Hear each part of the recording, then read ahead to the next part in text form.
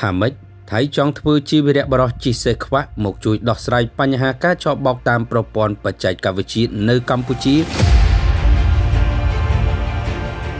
ថ្មីនេះថ្នាក់ដឹកនាំថៃអមដោយសារព័ត៌មានជាឧបករណ៍ផង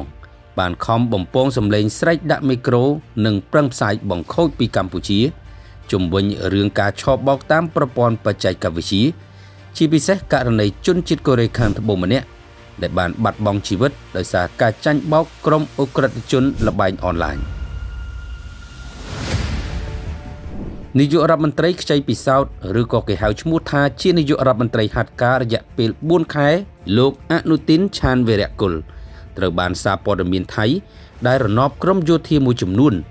បានស្រង់សម្ដីថាលោកអនុទិនបដិញ្ញាបង្កើនកិច្ចសហប្រតិបត្តិការជាមួយប្រធានាធិបតីកូរ៉េខាងត្បូងដើម្បីរកវិធីដោះស្រាយបញ្ហាការឆោបបោកតាមប្រព័ន្ធបច្ចេកវិទ្យានៅកម្ពុជាមិនត្រូវការពឹងពាក់ប្រទេសជិតខាងណាមួយមកធ្វើការជំនួសកម្ពុជាឡើយហើយកម្ពុជានិងកូរ៉េមានសមត្ថភាពនិងលទ្ធភាពគ្រប់គ្រាន់ក្នុងការសហការទ្វេភាគីដើម្បីដោះស្រាយបញ្ហានេះដោយមិនចាំបាច់មានអ្នកទី3មកជួយជំរុញនោះទេនេះគឺជារឿងដ៏គួរឲ្យអស់សំណើចទៅវិញទេប្រឹងតែបង្ខូចកម្ពុជារឿងឆោបបោកតាមប្រព័ន្ធបច្ចេកវិទ្យាតែថៃខ្លួនឯងភ្លេចមើលគូតរបស់ខ្លួនប្រឡាក់សិតតែលិមួកស្អុយអាសោចលៀងមិនទាន់ជ្រះផង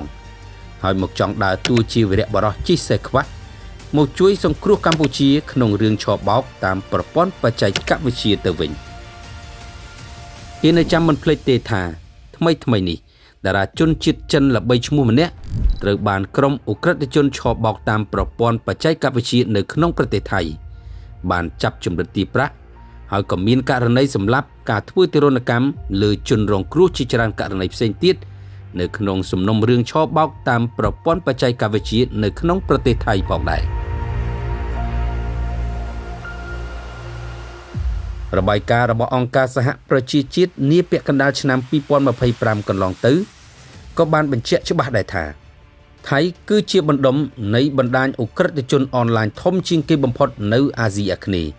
ដែលទាមទារឲ្យមានការប្រុងប្រយ័ត្ននិងបង្កើននូវការបង្ក្រាបឲ្យបានទាន់ពេលវេលា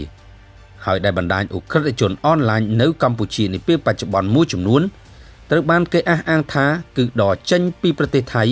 ហៀចូលប្រទេសកម្ពុជាតែប៉ុណ្ណោះដូច្នេះវាល្មមដល់ពេលវេលាដែលថៃឈប់ដើរតួជាព្រះចិត្តជាមា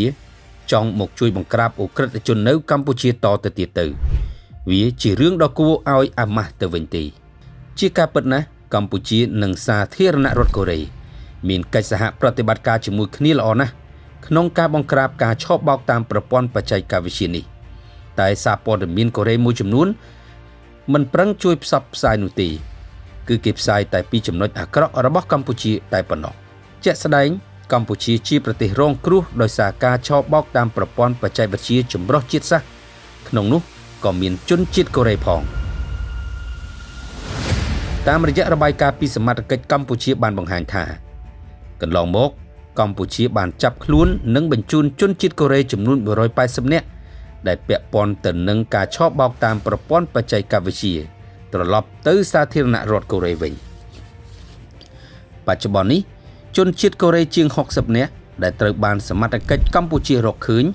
ជាប់ពាក់ព័ន្ធទៅនឹងករណីឆោបបោកតាមប្រព័ន្ធបច្ចេកវិទ្យា